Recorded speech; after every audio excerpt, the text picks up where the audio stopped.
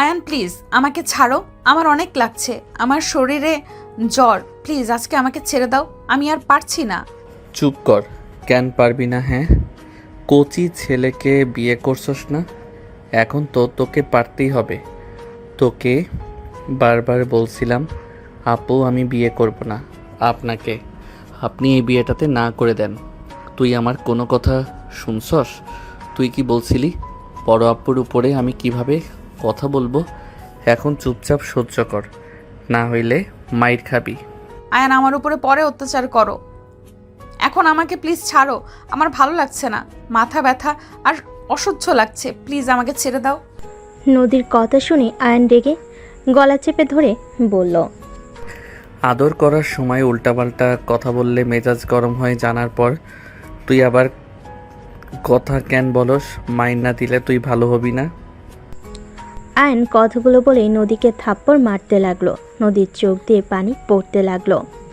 আর নিজের মতো করে আদর করতে লাগলো, আর নদীকে ইচ্ছে করে ব্যথা দিতে লাগলো। নদী সহ্য করতে না পেরে অজ্ঞান হয়ে গেল। নদী আয়ন নিজের মতো করে আদর করে নদীর উপর থেকে নেমে ডার থেকে সিগারেট বের করে বারান্দায় চলে গেল। সিগারেট ফুঁকাতে লাগলো আর বাহিরের দিকে তাকিয়ে ভাবতে লাগলো, উনি আমার নিজের বাবা নাকি সৎ বাবা বুঝতে পারি না, সব কিছুতে আমার উপরে চাপিয়ে দিবে। এত যদি এতিম ভাতিজির উপরে মায়া লাগে তাহলে বড় ছেলের সাথে বিয়ে না দিয়ে আমার সাথে দিল। যত সব কিছুতে বাড়াবাড়ি না করলে হয় না। একবার শুধু পড়াশোনা শেষ করি, তারপর এই বাড়িতে জীবনেও আসবো না। আয়ন কথাগুলো ভাবতে ভাবতেই হঠাৎ করে ফোন বেজে উঠলে আয়ন সিগারেট ফেলে দিয়ে রুমে চলে গেল। ফোনটা তুলতেই দেখে ওর গার্লফ্রেন্ড সোনালি কল দিয়েছে। আয়ন কল রিসিভ করতেই ওপাশ থেকে বলে ওঠে, আয়ান, আমি কিন্তু আত্মহত্যা করব। আমার ধৈর্যর বাঁধ ভেঙে গেলে কিন্তু খুব খারাপ হয়ে যাবে। আত্মহত্যা ছাড়া কিছু কি পারো? এক ডায়লগ বারবার দিও না, মেজাজ খারাপ আছে। দিন দিন বউয়ের প্রতি ভালোবাসা বেড়েই যাচ্ছে, তাই না? তুই যদি এখন ছাদে না আসোস, আমি কিন্তু সত্যি এখান থেকে ঝাঁপ দিব। আসতেছি। আয়ন কল কেটে দিয়ে টি শার্টটাই পরে রুম থেকে বের হয়ে সোজা ছাদে চলে গেল। ছাদে গেলে কান্নার শব্দ পেয়ে আয়ন বুঝতে পারল সোনালি কান্না করছে। আয়ন সোনালির পাশে গিয়ে বসলে সোনালি আয়নকে জড়িয়ে ধরে কান্না করতে করতে বলতে লাগলো, আয়ান, আমি আর কতদিন এসব সহ্য করব? আয়ান, তোমার পাশে আমি ওকে আর সহ্য করতে পারছি না, আমার অনেক কষ্ট হয়। আয়ান, তুমি এই বিয়েটা কেন করলে বলো তো? কেন করছি দেখো নাই? ন্যাকা কান্না করো না, রাগ হচ্ছে। নিজেও তো ছিলে, বিয়ে আটকাতে পারো নাই, সেখানে আমাকে আবার জিজ্ঞেস করছো কেন করলে বিয়ে? তুমি দিন দিন পরিবর্তন হয়ে যাচ্ছ আয়ান, তুমি আর আগের মতো আমাকে ভালোবাসো না, তোমার কথাবার্তা চেঞ্জ হয়ে গেছে। সোনালি প্লিজ কান্না বন্ধ করো, আমি তো চেষ্টা করতেছি। অত্যাচার দেখি কতদিন সহ্য করতে পারে। ওই নিজেই আমাকে ডিভোর্স দিবে। দেখো, আমি যদি ডিভোর্স দিতে চাই তাহলে আমাকে বের করে দিবে, আর বের করে দিলে কোথায় থাকবো? কলেজে ফি, নিজে চলার টাকা পয়সা কোথায় পাবো? আমার পক্ষে চাকরি করাও সম্ভব না, ওইসব চাকরি আমার দ্বারা হবে না। আমাকে তো ভালোবাসো, আমার জন্য কি একটু কষ্ট করতে পারবে না? আমরা পালিয়ে যাই, দরকার হলে দুইজন কাজ করব। তাও এখন এখান থেকে চলো, ওর সাথে তোমাকে এক ঘরে দেখতে আর পারবো না। প্লিজ আমাকে নিয়ে পালিয়ে যাও। আবেগ দিয়ে কাজ হবে না। টাকা না থাকলে তুমিও আমার হাত ছেড়ে চলে আসবে। শুনো, 10 দিন ধরে সহ্য করতেছো, আর কিছুদিন করতে থাকো। ওই নিজেই আমাকে ডিভোর্স দিবে, দেখো। আমার মনে হয় না। ওকে কি অত্যাচার করো যে ও দিব্যি সবার সাথে হাসি খুশি থাকে? এইটাই তো অবাক হই, ওর শরীরে প্রায় জায়গায় আমার মায়ের ক্ষত, তারপরও ওর ভিতরে কোনো মন খারাপ বা কোনো কিছু দেখি না। সবার সাথে দিব্যি হাসি খুশি চলছে, কাজ করছে। তোমার আম্মু, আমার আম্মুও মাঝে মাঝে কত বকাঝকা করে, কিছু বলে না। ওই কি মানুষ নাকি অন্য কিছু? আমি ওর প্রশংসা শুনতে চাই না। কিভাবে ওকে এই বাড়ি থেকে বের করবে সেটা বলো। আর যেভাবেই হোক ওকে তোমার লাইফ থেকে সরানো লাগবে। চেষ্টা তো করতেছি, দেখা যাক কতদিন লাগে। দেখি আমার জানোটা কান্না করে কি অবস্থা করছো। আয়ান সোনালির চোখের পানি মুছে দিয়ে বাহুতে জড়িয়ে ধরে বসে থেকে টুকটাক কথা বলতে লাগলো। ভোর 5টায় আয়ান বলে ওঠে, রুমে যাও, সবাই উঠে পড়বে। তুমিও যাও। আয়ান নিচে নেমে চলে গেল। আয়ান নিজের রুমে গেল, সোনালি ওর রুমে চলে গেল। আয়ান রুমে গিয়ে দেখে নদী রুমে নেই। ওয়াশরুমের দিকে তাকাতে দেখে বন্ধ। বুঝতে পারল নদী ওয়াশরুমে আছে। আয়ান খাটে শুয়ে পড়ল। নদী ওয়াশরুম থেকে বের হয়ে বলে, আয়ান গোসল করে অজু করে নামাজ পড়তে যাও। পরে পড়বো। দেখো তুমি পরে সময় করে দিবে, আবার ঘুমিয়ে যাবে। গতকালের মতো যাও গোসল করে আসো। আয়ান উঠে ওয়াশরুমে চলে গেল। নদী জায়নামাজ বিছিয়ে নামাজ পড়তে লাগলো। নামাজ পড়া শেষ হলে ড্রেসিং টেবিলের সামনে বসে চুল হেয়ার ড্রাই করতে লাগলো। আয়ান ওয়াশরুম থেকে শার্ট প্যান্ট চাইলে নদীর আলমারি থেকে শার্ট প্যান্ট হাতে দিল। আয়নের হাতের সাথে নদীর হাত পড়তেই আয়ন চমকে গেল। আয়ন কিছু না বলে শার্ট প্যান্ট নিয়ে দরজা লাগিয়ে দিল। শার্ট প্যান্ট পরতে পরতে ভাবতে লাগলো, ওর শরীর তো জ্বরে পুড়ে যাচ্ছে। রাতে রাগের বশে বেশি করে ফেলছি। দিন দিন কি পশু হয়ে যাচ্ছি নাকি? মনের ভিতরে মায়া দয়া কিছু আসছে না। এমন হওয়া ভালো, তাও তো সরে না। এমন ছ্যাঁচড়া মাইয়া জীবনেও দেখি নাই। আয়ন কথাগুলো ভেবে পোশাক পরিবর্তন করে অজু করে নিল। অজু করে বের হয়ে মাথায় টুপি দিয়ে বের হয়ে গেল।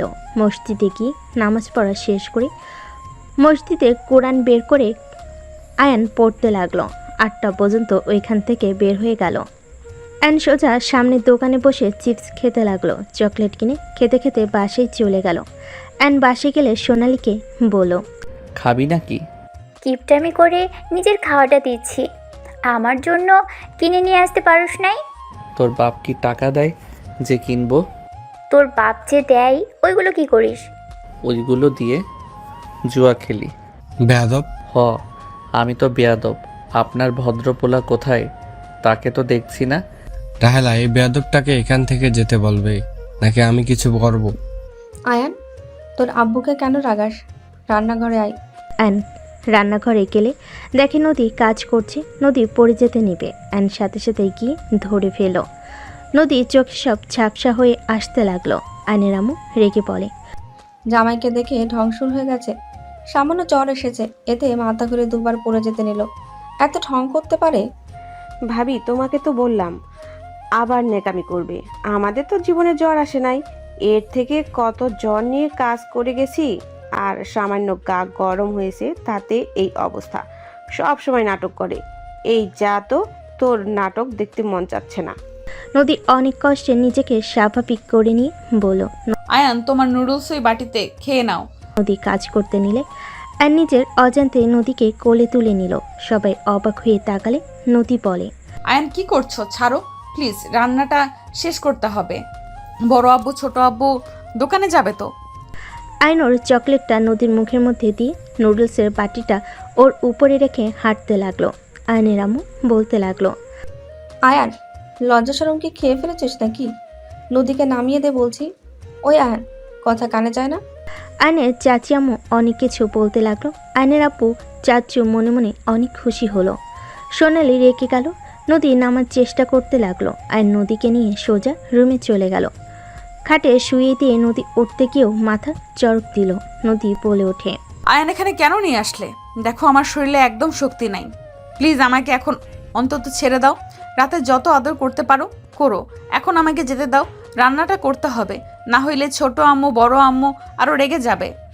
নদীর কথাগুলো শুনে আয়নের নিজের অজান্তে চোখের কোণায় পানি চলে আসলো। আয়ন সাথে সাথে চোখ মুছে ধমক দিয়ে বলে, এই চুপ করে শুয়ে থাক।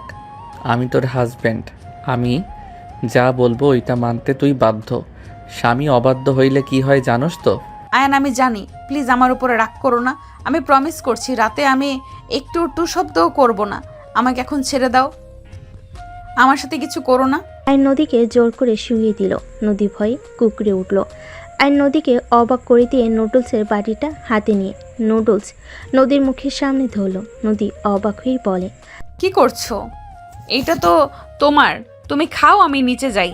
হা কর। আয়ান তুমি খাও, সকালে তোমার ক্ষুধা সহ্য হয় না। তুমি খেয়ে নাও, আমি খাবো না, আমার অনেক কাজ আছে। আমাকে প্লিজ যেতে দাও। আমি খেতে বলছি খা, না হইলে তোর খবর আছে। খা বলছি। আয়ন জোর করে নদীকে নুডলস খাওয়াই দিতে লাগলো। নুডলস খাওয়া শেষ হলে আয়ন উঠে পড়লো। নদী বলতে লাগলো, আয়ান কি করলে তুমি? না খেয়ে থাকলে তোমার মাথা গরম হয়ে যাবে। তুমি আমাকে সব খাওয়াই দিলে, নিজে তো কিছুই খেলে না। আয়ন জ্বরে মেডিসিন নিয়ে এসে পানি গ্লাসে ঢেলে ওকে বলে। খেয়ে নে। আয়ন নদীকে মেডিসিন খাওয়াই দিলে। নদী বলে, আয়ান এখন তো যেতে দাও আমাকে। এখন কিছুটা ভালো লাগছে। নিচে গিয়ে তোমার জন্য আরেকটা প্যাকেট রান্না করে নিয়ে আসি, তুমি বসো। আমি কিছু খাবো না, চিপস খেয়েছি। আর চুপচাপ শুয়ে থাক। শুয়ে থাকলে সবাই রেগে যাবে। আয়ান প্লিজ আমাকে যেতে দাও, তুমি বোঝার চেষ্টা করো। আয়ন নদীর কথা শুনে বিরক্ত হয়ে খাটের উপর ওঠে। নদীর দিকে যেতে নদী ভয়ে চোখ বন্ধ করে ফেল। আয়ন নদীকে জড়িয়ে ধরল। নদীর চোখ খুলে আয়ন বলে, আমার ঘুম পাচ্ছে। তুই যদি উঠে যাস তোর খবর আছে। তোকে জড়িয়ে ধরে ঘুমাবো। যদি উঠে যাস তাহলে কি হতে পারে বুঝতে পারছস? আয়নের কথাই ভয় পেয়ে নদী শুয়ে থাকলো। আয়ন নদীর দিকে তাকিয়ে দেখে নদী উপরের দিকে তাকিয়ে আছে। আয়ন নদীর দিকে তাকিয়ে থেকে ভাবতে লাগলো, আমি কি ওর উপরে বেশি অত্যাচার করে ফেলছি? এত কিছুর পরও ও কেন আমাকে ডিভোর্স দিতে রাজি হয় না? আমার মাথায় আসে না এই মেয়ে এমন কেন, আর ওর উপরে আমার এত মায়া কেন হচ্ছে? ওর কষ্টে মনে হয় আমার বুকের ভিতরে কেমন যেন করে উঠলো তখন। আমি কি ওকে পছন্দ করতে শুরু করছি নাকি? অসম্ভব। আমি তো সোনালীকে ভালোবাসি না। এইসব কি সব মনে যে নিয়ে আছি ধ্যাত। আয়ন কথাগুলো ভাবতে ভাবতে ঘুমিয়ে গেল। নদী চোখ বন্ধ হয়ে আসলে আয়নের সাথে ঘুমিয়ে গেল। দুপুরের দিকে ঘুম ভাঙলে আয়ন দেখে নদী নাই। আয়ন উঠে ফ্রেশ হয়ে নিল। ফ্রেশ হয়ে নিচে গেলে দেখে আয়নের আম্মু নদীকে দিয়ে ঘর পরিষ্কার করছে। আয়নের রাগ হতে লাগলো। আয়ন ইচ্ছে করে ময়লাওয়ালা জুতা নিয়ে এসে পরিষ্কার জায়গায় পাড়াতে লাগলো। সবাই অবাক হয়ে গেল। নদী অসহায়ভাবে তাকালে। আয়নের আব্বু ধমকে সুরে বলে, হচ্ছেটা কি? হ্যাঁ, বৌমা এত কষ্ট করে পরিষ্কার করলো আর তুই এইসব কি করলি? ভালো কাজ করছি। এই পরিষ্কার কর। নদী আয়নের ব্যবহারে অনেক কষ্ট পেল। নদীর চোখের কোণায় পানি গড়িয়ে পড়ল। আয়নের ফুপি বলে উঠল, বাহ, মেয়েটাকে ছেলের সাথে বিয়ে দিয়ে বৌমা নামে কাজের মেয়ে বানিয়ে দিলে। বাহ, তোমাদের প্ল্যানের জবাব নাই। বাহিরের মানুষ কিছু বললে এখন তো বলা যাবে ছেলের বউ ঘরের কাজ করবে না তো কি করবে? ওদের তো সংসার। তোমাদের তো নোবেল পুরস্কার দেয়া উচিত। আফা, আপনি এখানে? আফা, আপনি ভুল বুঝছেন। আমরা কতবার বললাম, ওই শুনলো না। চুপ করো, তোমাদের এইসব নাটকের কথা আমাকে শোনাতে এসো না। আর আয়ান, তুই এত বাজে ভাবতেও পারছি না। আমি তো ভেবেছিলাম এই ফ্যামিলিতে তুই একমাত্র ছেলে যে সবার থেকে আলাদা। এখন তো দেখতে পারছি ওদের থেকেও জঘন্য আচরণ তোর বেশি। আয়ান, একটা কথা মাথায় রাখিস, স্ত্রী মৃত্যুর আগ পর্যন্ত তোর পাশে থাকবে। কেউ না থাকলেও স্ত্রী থাকবেই। তাকে সম্মান করতে শেখ। স্ত্রী ছাড়া কেউ সারা জীবন পাশে থাকবে না। স্বার্থপর সবাই। যত বাবা মা যাই বলিস না কেন, স্বার্থে টান লাগলে সবাই দূরে সরিয়ে দিবে। তোর ফুপার কিছু ছিল না, সবাই ওকে ঠকিয়ে পথে বসিয়ে দিয়েছিল, দেখোস নাই? আমি শুধুমাত্র ওর পাশে ছিলাম। তুই তো সব দেখছোস। তাই স্ত্রীকে ভালোবাসতে, সম্মান করতে শেখ। নদীর মতো মেয়েকে বউ হিসাবে পেয়েছিস, এটাই তোর সৌভাগ্য।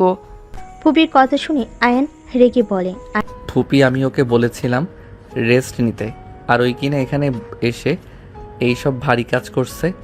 এমনিতে জ্বর, তার উপরে কি করে পানির বালতি এখানে নিয়ে এসে মেজে পরিষ্কার করছে। তো ওকে জন্মের পরিষ্কার করাবো তো, ওই পরিষ্কার কর এখানে। আয়নের ধমক শুনে নদী চমকে উঠল। আয়ান বলে উঠল, কি হলো, কর পরিষ্কার। আয়ান তোকে রেস্ট নিতে বলেছে, তুই আবার কাজ কেন করছিস? ফুপির কথা শুনে নদী চুপচাপ থাকলে সোনালি ছোট ভাই রিফাত বলে ওঠে, ফুপি, আপুকে তো দুপুরে বড় আম্মু খেতে দেয় নাই। এই কাজগুলো করে দিলে খেতে দিবে। আপু ভাইয়ার সাথে ঘুমিয়ে গেছিল দেখে বড় আম্মু রেগে যায়। আপুকে থাপ্পড়ও মারছে। আয়নের আপু ফুপ্পি আয়ন অবাক হয়ে গেল। এই উঠে, কিসের কাজ? ফুপি নদীর হাত ধরে তুলে লাথি দিয়ে বালতির পানি ফেলে দিয়ে বলে, কোনো কাজ করবি না? এই তোমরা করবে, এই বাড়ির বউ না? কাজ করো তাড়াতাড়ি, 10 মিনিটের ভেতরে কাজ শেষ যেন হয়। ফুপি তুমি এসেছো, রুমে গিয়ে রেস্ট নাও, আর একটু আছে। আম্মুদের উপরে রেগে যেও না, রিফাত ভুল বুঝছে।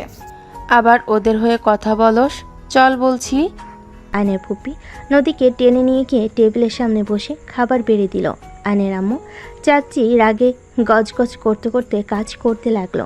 আয়ন নদীর দিকে তাকিয়ে চোখ সরিয়ে নিয়ে বের হয়ে গেল। সন্ধ্যের দিকে আয়ন বাসার ভিতরে আসলে সোনালি উপর থেকে ছাদে যাওয়ার জন্য ইশারা করে চলে গেল। আয়নের আম্মু বলে ওঠে, তোর বউকে এভাবে ছেড়ে না দিয়ে হাতের মুঠোয় রাখার চেষ্টা কর।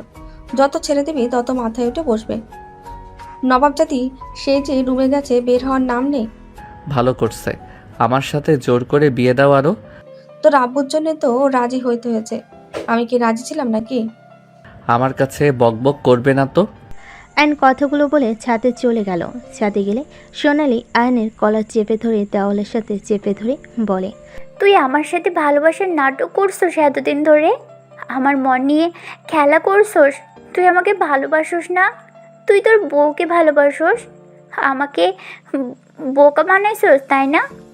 এই ছাড়ো। আয়ন ধাক্কা দিয়ে সরিয়ে দিয়ে বলল, এক কথা বলতে কেমন লাগে, আমি আমার বউকে ভালোবাসলে তোর কথায় উঠতাম বসতাম নাকি? ভালোবাসি জন্য ভালো লাগে না, তাই না? মিথ্যা কথা, তুই আমাকে ভালোবাসোস না। তুই যদি ভালোবাসতি তাহলে নদী আপুকে সকালে কোলে নিয়ে যাইতি না, ওকে জড়িয়ে ধরে ঘুমিয়ে থাকতি না। আমি কি দেখি নাই নাকি? তোর চোখে মুখে স্পষ্ট বোঝা যাচ্ছে তুই ওকে ভালোবাসোস। আয়নের রাগ হতে লাগলো। আয়ন নিজের রাগ কন্ট্রোল করে সোনালীকে জড়িয়ে ধরে বলতে লাগলো, জান শান্ত হও, দেখো আমি তোমাকে ভালোবাসি। ওর অনেক জ্বর, মানুষ হয়ে মানুষের উপকার যদি একটু না করি তাহলে কেমন মানুষ হইলাম? আর ধরতে গেলে ওই আমাকে ছোট থেকে বড় করছে, আমার দেখাশোনা সব ওই করছে, তোমাকেও তো ওই বড় করছে। এই হিসাবে একটু সাহায্য করলে কি সমস্যা বলো? আমার ভালো লাগে না যখন তোমাকে আমি ওকে জড়িয়ে ধরে ঘুমোতে দেখে আমার মাথা খারাপ হয়ে যায়। আমার ইচ্ছে করছিল তোমাকে আমি খুন করে ফেলি। আয়ান, কেন বোঝো না? আমি তোমাকে ভালোবাসি, কেন বোঝো না? আমি তোমাকে অন্য কারোর সাথে সহ্য করতে পারছি না। আমাকে বলবে আমি কি করতে পারি? আমি কিচ্ছু জানি না, তো ওকে যত তাড়াতাড়ি পারো ছেড়ে দাও।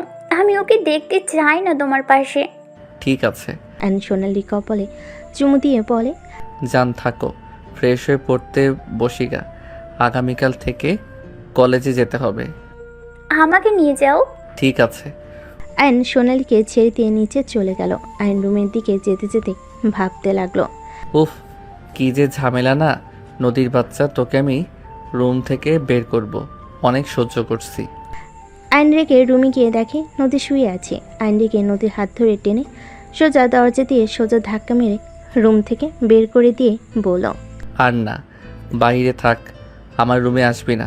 তুই একটা ছ্যাঁচড়া মহিলা, লজ্জা লাগে না তোর? এত অত্যাচার করি, সবাই মিলে এত অপমান করে, তারপরও তোর লজ্জা হয় না? আয়ন এমন কেন করছো? আমার উপরে এত রেগে কেন আছো? আমি কি করেছি আমাকে বলো।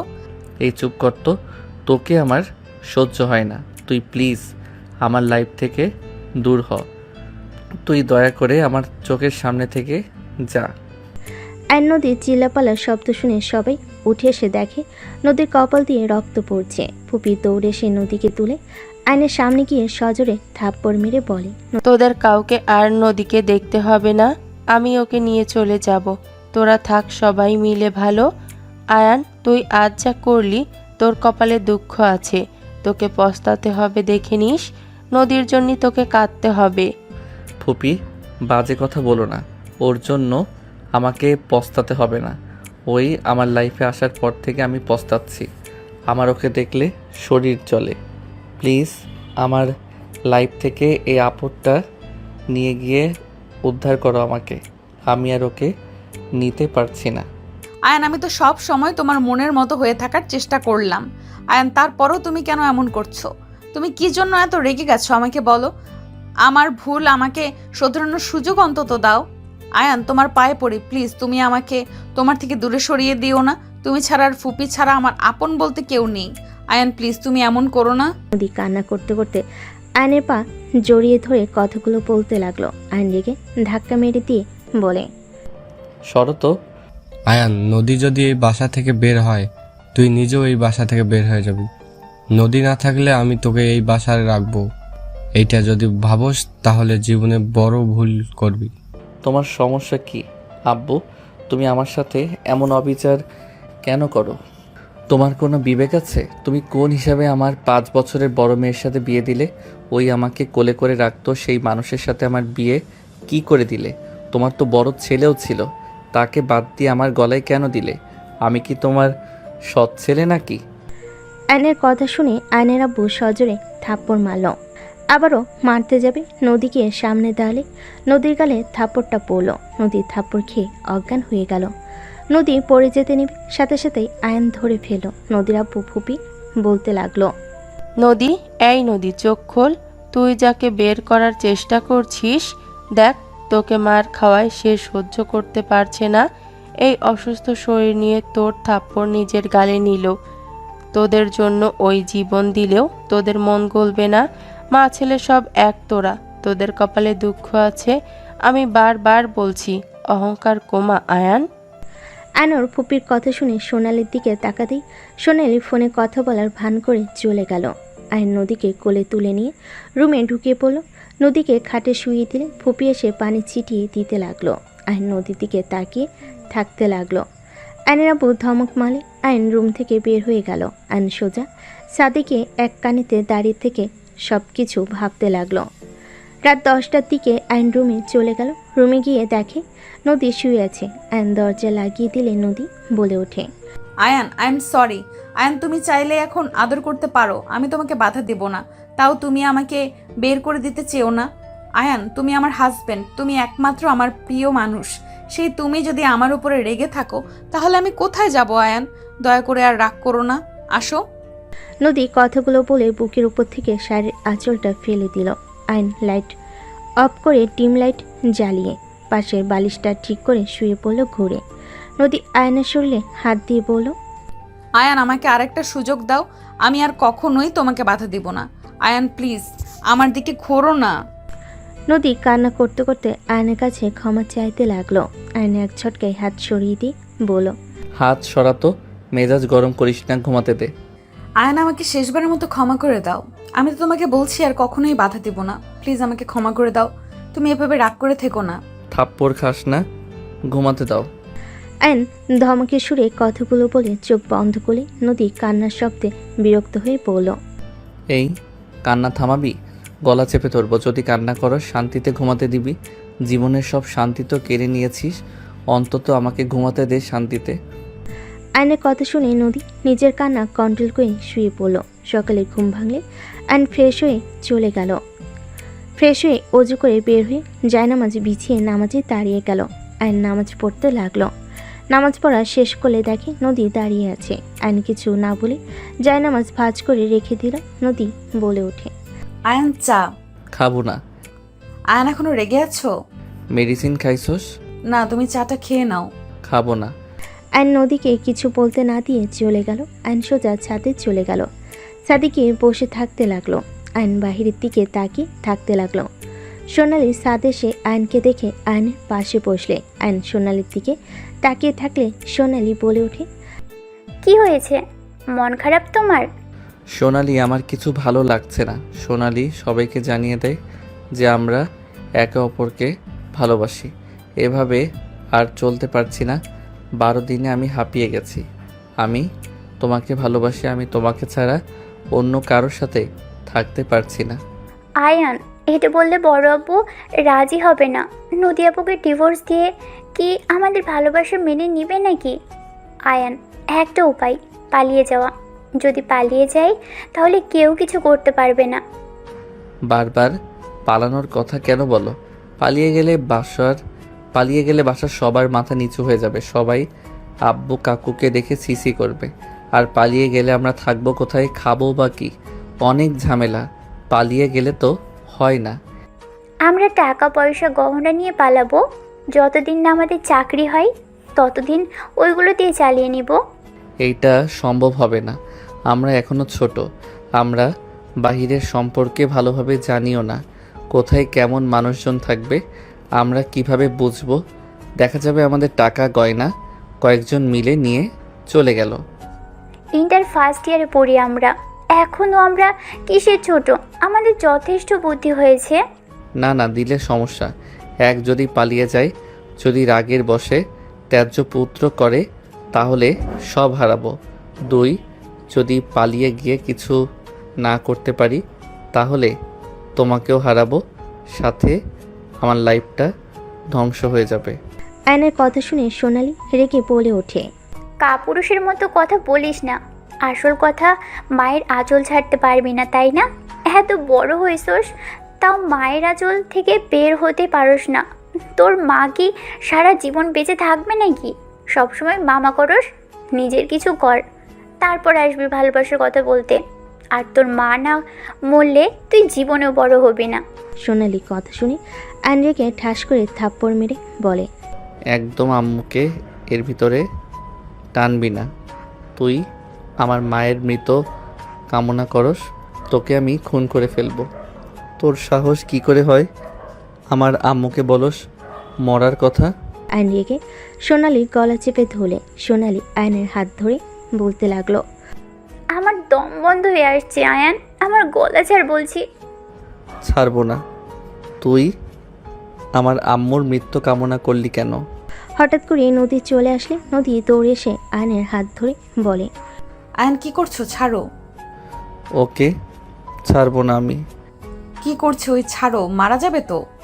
নদী ধাক্কা দিলে আয়ন ছেড়ে দিলে সোনালি কাশতে লাগলো। সোনালির আগে আয়নকে থাপ্পড় মারতে লাগলো। থাপ্পড় মেরে চিল্লাইয়ে বলতে লাগলো। তুই একটা সাইকো, তুই আমার সাথে কথা বলবি না। Just I hate you Ayaan, just I hate you. I hate you too. তুই যা এখান থেকে। তোকেও আমি ঘৃণা করি।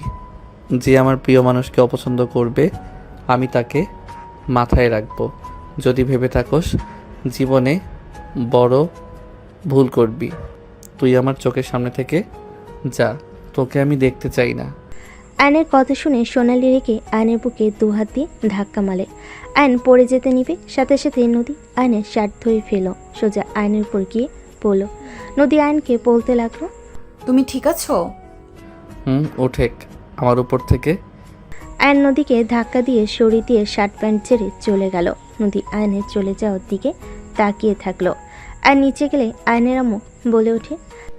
কিরে, তোর হাতে রক্ত কেন? কি হয়েছে? কিছু সরে গেছে একটু। আয়নর আম্মুর কাছে গিয়ে হুট করে জড়িয়ে ধরে সবাই অবাক হয়ে গেল। আয়নকে কিছু বলার আগেই আয়ন বের হয়ে গেল বাসা থেকে। আয়ন রাস্তা দিয়ে হাঁটছিল, হঠাৎ ওর বন্ধুর সাথে দেখা হলে রাকিব বলে ওঠে। ওই আয়ন কোথায় যাস রে? হাতে কি হয়েছে রে? কিছু না। তুই কোথাও যাচ্ছিস নাকি? চল দাওয়াত খেয়ে আসি। কোথায়? ফুপির বাসায় যাব। চল যাই, ফুপি খুশি হবে তোকে দেখলে। ওকে চল। আয়ন রাকিব একসাথে গাড়িতে উঠে যেতে লাগলো। সামনে ফার্মেসিতে গিয়ে হাত পরিষ্কার করে স্টিকার ব্যান্ডেজ লাগিয়ে চলে গেল। আয়ন রাকিবের সাথে ওর ফুপির বাসে গিয়ে সবার সাথে আড্ডা দিতে লাগলো। রাতে খাবার খেয়ে সবার সাথে আড্ডা দিয়ে দুজন সবার থেকে বিদায় নিয়ে বের হয়ে আসলো। রাকিব বলে ওঠে। কি ব্যাপার সোনালি, তো একবারও কল দিল না? কাহিনী কি? ওর সাথে কিছু হয়েছে নাকি? ওই আজকে আম্মুকে নিয়ে বাজে কথা বলছে, আম্মুর মৃত্যু কামনা করছে সেটা নিয়ে। আয়ন সব কিছু খুলে বলে রাকিব বলে ওঠে। দেখ, রাগ করা স্বাভাবিক। আবার আমি বলছি না সোনালি যা বলেছে তা বলে ঠিক করেছে, কিন্তু আয়ন তুই একটু বেশি আন্টির ভক্ত। শুন মা, ভক্ত হওয়া ভালো, বাট বেশি না। তুই আসলে আমাদের মতো না, এখনও বাচ্চাদের মতো তোর ব্যবহার, ম্যাচুরিটি তোর ভিতরে তেমন একটা দেখতে পাই না। শোন, রাগারাগি না করে সোনালিকে বুঝিয়ে সময়ের অপেক্ষা কর। আর আরেকটা কাজ করা যায়, নদী আপুর সাথে অন্য একটা ছেলেকে লাগিয়ে দে, বদনাম দিয়ে বের করে দে, তাহলে তো হয়ে যায়।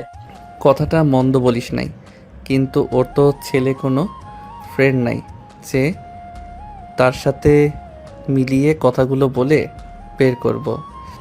আরে ফ্রেন্ড, নাই তো কি হয়েছে, আমি তোকে কিছু প্ল্যান বলি, সেই অনুযায়ী করলে 100% কাজ দিবে। কি প্ল্যান? আয়নের কথা শুনে রাকিব ওকে প্ল্যান বলতে লাগলো। আয়ন মনোযোগ দিয়ে শুনতে লাগলো। আয়নকে সব বুঝিয়ে রাকিব বলে ওঠে, ওকে, এখন সোনালির রাগ ভাঙিয়ে দুইজনে মিলে কাজে লেগে যা। আমি আসছি, ভাড়া দিয়ে দিস। বাই। রাকিব রিক্সা থেকে নেমে চলে গেল। রিক্সাওয়ালা আয়নকে নিয়ে যেতে লাগলো। রিক্সাওয়ালা মামা হঠাৎ করে বলে ওঠে, মামা, আমার কথাগুলো ঠিক হবে না, কিন্তু আপনি যা করতে চাচ্ছেন মোটেও ঠিক হবে না। আমি নদী মামনিকে চিনি, উনি অনেক ভালো মেয়ে। তার সাথে এমন করলে আল্লাহ আপনাকে ছাড়বে না। ভালো মানুষের ক্ষতি করলে নিজেও ক্ষতিগ্রস্ত হবেন। আপনি তাকে পছন্দ করেন না, তাকে বুঝিয়ে ছেড়ে দেন, বাট এমন নোংরা অপবাদ দিলে আপনার নিজেদের মান সম্মান থাকবে না। সবাই আপনাদের নিয়ে ছি ছি করবে। বলতে আপনারা এমন মানুষ করলেন যে লাস্টে এই কাজ করলো।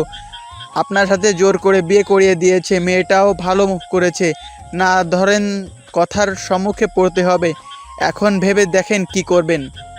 আয়ন রিক্সাওয়ালার কথা শুনে বলে, আমাকে জ্ঞান দিবেন না তো। রিক্সাওয়ালা রিক্সা চালান, প্যাসেঞ্জার কি করলো না করলো সেদিকে কেন কান দিচ্ছেন? আয়নের কথা শুনে রিক্সাওয়ালা মামা বলে, আমি জানি আমার কথাগুলো বলা ঠিক হয় নাই, কিন্তু এই ভালো মায়াডার ক্ষতি কইরেন না। মায়াডা অনেক ভালো, তাই আমি চুপ থাকতে পারলাম না। যাদের জন্য ওই মায়ার ক্ষতি করতে চাচ্ছেন, ওই মায়া দেখেন আপনাকে সুখে থাকতে দিবে না, আপনাকে অশান্তিতে রাখবে দিনরাত। একজন ভালো বউ পাওয়া ভাগ্য ব্যাপার। একবার যদি বউ খারাপ হয় সারা জীবনে পস্তাতে হবে। এত জ্ঞান দিয়েন না, আমার ব্যাপার আমি বুঝে নিব। আপনি দয়া করে চুপ থাকেন, আমার মেজাজ খারাপ করেন না। আয়নের কথা শুনে রিক্সাওয়ালা চুপ করে রিক্সা চালাতে লাগলো। আয়ন রাকিবের কথা একবার রিক্সাওয়ালার কথাগুলো ভাবতে লাগলো। আমাকে কাজটা করতে হবে, না হইলে আমি সোনালীকে কোনোদিনও পাবো না। ওর মান সম্মান গেলে যাবে, তাতে আমার কি? আমি তো সোনালীকে নিয়ে ভালো থাকতে পারবো। সোনালীকে আমি সারা জীবনের মতো পাবো। অন্য কথা ভেবে লাভ নাই। আমাকে এই কাজ করা লাগবে, কিন্তু ওর ঘরে কাকে পাঠাবো? আর ওর কিছু ছবি তোলা লাগবে, বন্ধুকে দিয়ে এডিট করে নিলে হয়ে যাবে। আয়ন কথাগুলো ভাবতে ভাবতে বাসার সামনে রিক্সা থামলে আয়ন রিক্সাওয়ালাকে ভাড়া দিয়ে ভিতরে চলে গেল। আবার গেট দিয়ে বাহিরে এসে দৌড়ে রিক্সাওয়ালাকে থামিয়ে বলে, মামা, কথাগুলো আমরা তিনজন জানি। যদি কারো কানে যায় তাহলে আপনার কপালে দুঃখ আছে। আপনার ঘরে তো মেয়ে বউ আছে, তাই না? বুঝতে পারছেন কি করতে পারি? আয়ন কথাগুলো বলে ভিলেন মার্কা হাসি দিলে রিক্সাওয়ালা রেগে আয়নের মুখে সজোরে ঘুষি মেরে বলে, আমার বউ বাচ্চার দিকে চোখ তুলে তাকালে তোর চোখ তুলে নিয়ে ফেলবো। গরিব হতে পারি, তোর মতো কাপুরুষ না যে অন্য কারোর কথায় নিজের স্ত্রীর কাছে অন্য পুরুষ পাঠাবো। আমার বউ বাচ্চা আমার কাছে জীবন, আরেকটা অংশ। যাদের ছাড়া আমি অসম্পূর্ণ, তাদের দিকে চোখ তুলে তাকালে চোখ তুলে ফেলবো আমি। রিক্সাওয়ালাকে মারতে গিয়েও আয়ন মারল না। রিক্সাওয়ালা রিক্সা নিয়ে চলে গেল। আয়ন রিক্সাওয়ালার চলে যাওয়ার দিকে তাকিয়ে থাকলো। রিক্সাওয়ালা চলে গেলে আয়ন গেটের কাছে এসে ভিতরে ঢুকে পড়ল। আয়ন বাসার ভিতরে ঢুকলে চাচি বলে ওঠে, আয়ান, সোনালির সাথে তোর কি হয়েছে? সোনালি সেই যে কান্না করছে সকাল থেকে, কারো কথা শুনছে না, না খেয়ে আছে সারাদিন, কিছু খায়নি। কি হয়েছে তোদের মাঝে? আয়ান, তুই ওর গলা চেপে কেন ধরেছিলি? আমাকেও মেরেছে, আমিও মারছি। তোর কি কোনো কাণ্ডজ্ঞান হবে না? ওই বড় হয়েছে, তুইও বড় হয়েছিস, এখনো আগের মতো মারামারি কেন করিস? তুই কি ভালো হবি না কোনো দিন? যা, সোনালীকে শান্ত করে খাবার না খাওয়াতে পারলে তোর খবর আছে। যাচ্ছি, আমার কাছে খাবার দাও, আমি যাচ্ছি। চাচি খাবারের প্লেটে খাবার দিয়ে আয়নের হাতে দিল। নদী আয়নের দিকে তাকিয়ে থেকে বলে, আয়ন, একটু মাথা ঠান্ডা রাখো। সোনালি একটু রাগী, জানো তো। তুই চুপ কর, সব নষ্টের মূল হইলি তুই। তুই আমার সামনে কথা বলিস না, মুখে মেরে মুখ ভেঙে ফেলবো। তোদের মাঝে নদী কি করেছে? তোরা তো প্রায় ঝগড়া মারামারি করস, সেখানে ওই কিভাবে নষ্টের মূল হয়? নিজেরা ঝামেলা করবি আর আরেকজনের নাম দিবি, তাই না? থাপ্পড় মেরে গাল ফাটিয়ে দেবো। আব্বু, সবসময় তুমি ওর দিকে টানো কেন? আমি কি তোমার ছেলে না নাকি? তুই তার ছেলে, কিন্তু ব্যবহার ঠিক কর। নিজের দোষ অন্যজনের ঘাড়ে দোষ চাপাবি না, নিজের দোষ নিজে নিতে শেখ। ফুপি, তোমার ওর প্রতি এত মায়া, তুমি ওকে নিয়ে এখান থেকে যেতে পারো না? আয়নের কথা শুনে আয়নের ফুপ্পি থাপ্পড় মেরে বলে, তোর এত বড় সাহস আমাকে বের হয়ে যেতে বলস?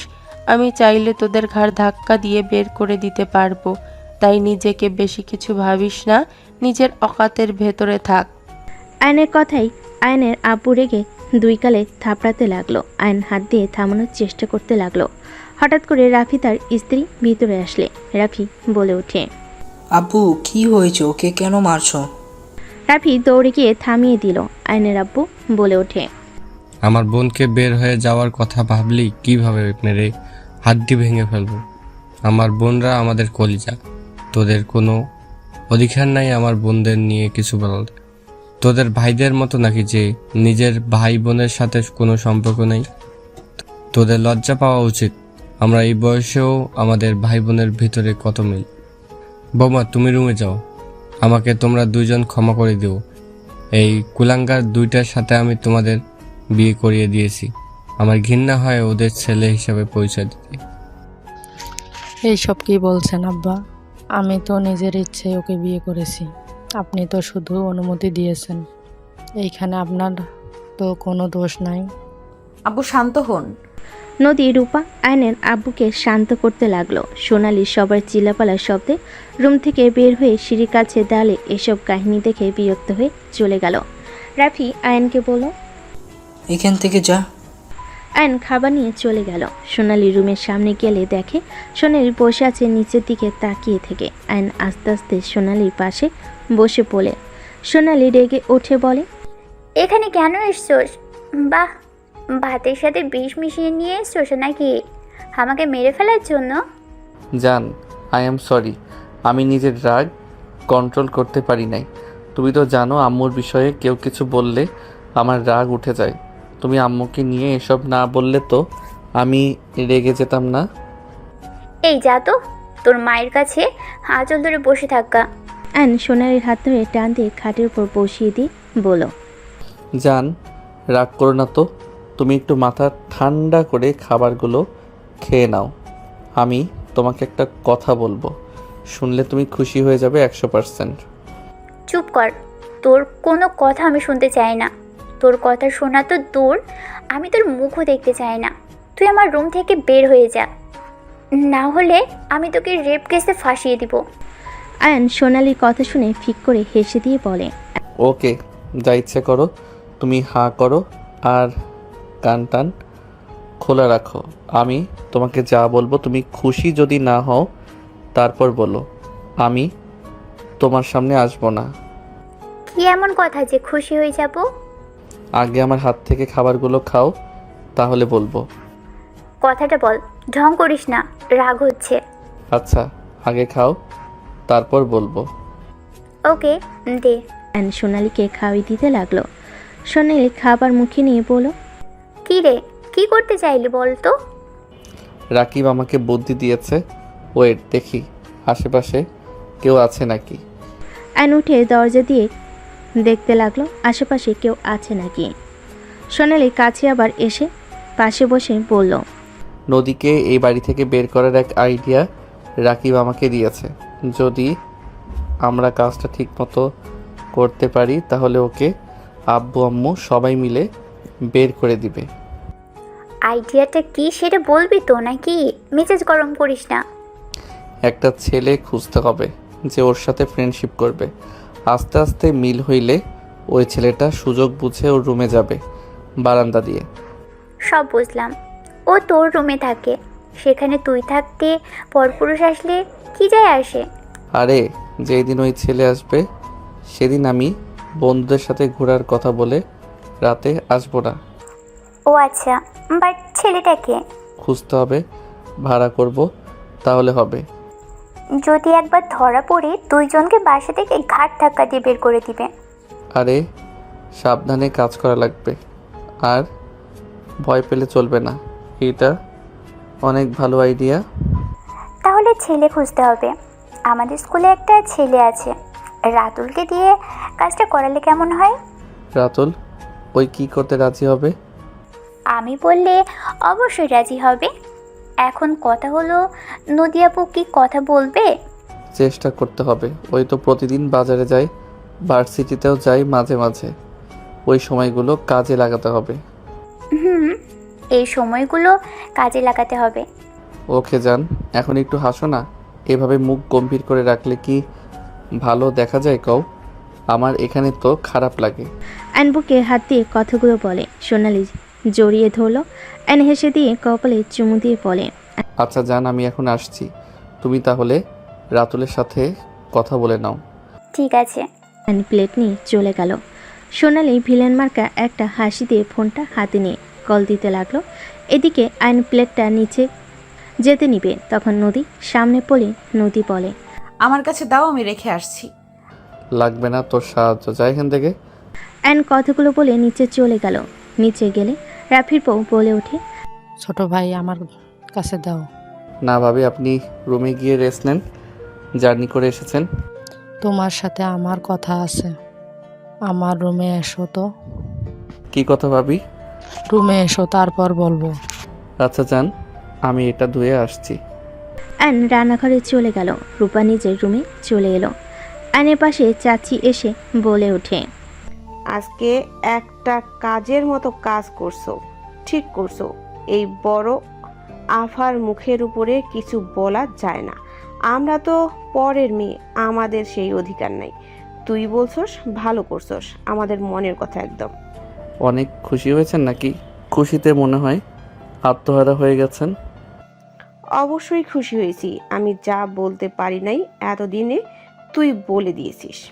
ও আচ্ছা, আম্মু তুমিও খুশি নাকি? চুপ কর বেয়াদব, তোর এভাবে বলা ঠিক হয়নি। তোর ফুপি আমাদের পছন্দ না করলেও তোদের অনেক ভালোবাসে। আর কখনো তোর ফুপি বা আব্বুর সাথে বাজে ব্যবহার করবি না। উনি না অনেক খুশি হয়েছে, তুমি আবার খুশি হও নাই কেন? থাপ্পড় খেতে না চাইলে এখান থেকে যা। আয়নার কিছু না বলে চলে গেল। আয়ন রূপার রুমের সামনে গিয়ে নক করলে। রূপা বলে ওঠে, হ্যাঁ ভাই, রুমে আসো। আয়ন দরজা খুলে ভিতরে ঢুকে পড়ল।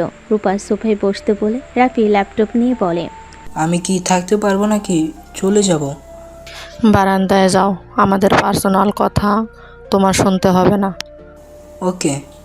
রাফি বারান্দায় চলে গেল। রূপা বলে ওঠে, তুমি কি অন্য কাউকে ভালোবাসো? রূপার কথা শুনে আয়ন ভ্যাবাচাকা খেয়ে গেল। আয়ন ঢোক গিলে বলে, হঠাৎ এই কথা কেন? আর যদি ভালোবেসেও থাকো, আমার মনে হয় তোমার তাকে ভুলে যাওয়া উচিত। আমি জানি তাকে ভোলা কষ্ট হবে, কিন্তু আয়ান, তুমি বিবাহিত, তোমার স্ত্রী আছে, তুমি একদিন বাবাও হবে। তুমি যদি তোমার স্ত্রী সন্তান বাদ দিয়ে গার্লফ্রেন্ডের জন্য ওদের অবহেলা করো, তাহলে আমি বলবো তুমি সব থেকে বোকা। প্রিয় মানুষকে ভোলা কি এত সহজ নাকি? বললেই হয়ে গেল? না, ভোলা সহজ না, কিন্তু তুমি যদি চাও তাহলে ভুলতে পারো। ভাবি হাসাবে না তো? তুমি তোমার গার্লফ্রেন্ডের ভুলগুলো মনে করে বেশি বেশি করে তার খারাপ ব্যবহারগুলো মনে রাখলে ওর প্রতি ঘৃণা চলে আসবে। আমি ওকে ভুলতে চাই না। আয়ান, তোমার ভাগ্যে ওই মেয়েটা ছিল না, নদী তোমার ভাগ্যে ছিল বলে তোমাদের যেভাবে হোক বিয়েটা হয়েছে। তার আর আমার কথা হইল, নদী কি খারাপ? নদীর সব দিক পারফেক্ট, শান্ত শিষ্ট ভদ্র একটা মেয়ে। ওর মতো বউ পাওয়া ভাগ্যের ব্যাপার। আর সব থেকে বড় কথা, তোমার ভাইয়ের চরিত্র কেমন, সেই কেমন মানুষ সবাই কিন্তু জানে। ওর গার্লফ্রেন্ড ওকে ছেড়ে চলে গেছে। ও ওই কি আমার সাথে সংসার করছে না? আর আমি এত কিছু জেনেও ওর সাথে আছি কেন বলো তো? কারণ আমাদের মাঝে ভালোবাসার সম্পর্কটা হয়ে গেছে। আপনি ভালো তাই ভাইয়ার সাথে থাকেন। আমিও ভালো না। আমি তোমার ভাইয়ার উপর প্রতিশোধ নেওয়ার জন্য বিয়ে করেছিলাম। প্রথম তোমার ভাইয়ার সব কিছু আমার রাগ হতো, বিরক্ত লাগতো। একটা জিনিস জানলে অবাক হতে পারো। তোমার ভাইয়ার খারাপ হলেও স্বামী হিসেবে কিন্তু অনেক ভালো। আমি শুধু ওকে প্রথম অপমান করতাম। ও আমাকে সব সময় বোঝার চেষ্টা করতো। ও ভালো হয়ে যাবে, আগের মতো আর করবে না। ও আমার কথা মতো চলবে। আমি ওকে বিশ্বাস করতাম না। আস্তে আস্তে তোমার ভাইয়ের প্রতি ভালোবাসা, আসলে আমি ওকে ভালোবাসা দিয়ে আমার মনের মতো গড়ে নিয়েছি। এখন তো দেখো আমার প্রতি তোমার ভাইয়ার কত কেয়ারিং। ভাইয়ার মতো আমি অত পাল্টি খাইতে পারি না। আমি যাকে ভালোবাসি তাকে ভালোবাসবো, অন্য কাউকে না। যে তোমার কপালে নেই তাকে নিয়ে ভেবে কোনো লাভ আছে? তুমি তো নদীকে ঠকাচ্ছ। তোমার কোনো অধিকার নেই নদীর হক নষ্ট করবার। তোমার কোনো অধিকার নেই। তুমি ওর হাজবেন্ড। নদীর সম্পূর্ণ অধিকার আছে তোমার উপরে, অধিকার খাটানোর, তোমার ভালোবাসা পাওয়ার। তুমি ওকে জায়গা না দিয়ে অন্য কাউকে জায়গা দিয়ে বসে থাকবে, এটা হয় না। তো কি করব? আমার ভালোবাসা মানুষকে ছাড়া আমি বাঁচতে পারবো না। এটা একটা ভুল কথা আয়ান। কারো জন্য কারো জীবন থেমে থাকে না, আর তুমি বাঁচবে না। আমার বয়ফ্রেন্ড আমাকে এই কথা বলেছিল। সে কিন্তু মারা যায় নাই। তার একটা মেয়ে আছে 2 বছর। তাহলে এখন নিজেই ভেবে দেখো, এইসব কথার কোনো অর্থ আছে? সব ভিত্তিহীন। এইসব মিথ্যা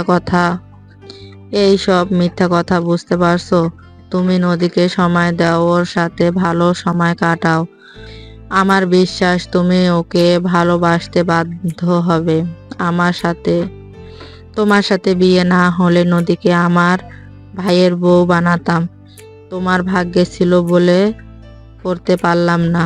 এইটাই করেন, আমি ডিভোর্স দিয়ে দেই। আপনি আপনার ভাইয়ের সাথে বিয়ে দিয়ে দেন। আয়ান, কি ধরনের কথা বলছো? ডিভোর্স দিবে মানে? দেখো, বাড়াবাড়ি করা ঠিক না। তুমি ওর সাথে আরো কিছুদিন সময় কাটাও। আর একটা কথা মনে রেখো, এমন কিছু করো না ফ্যামিলির মান সম্মান নষ্ট হয়।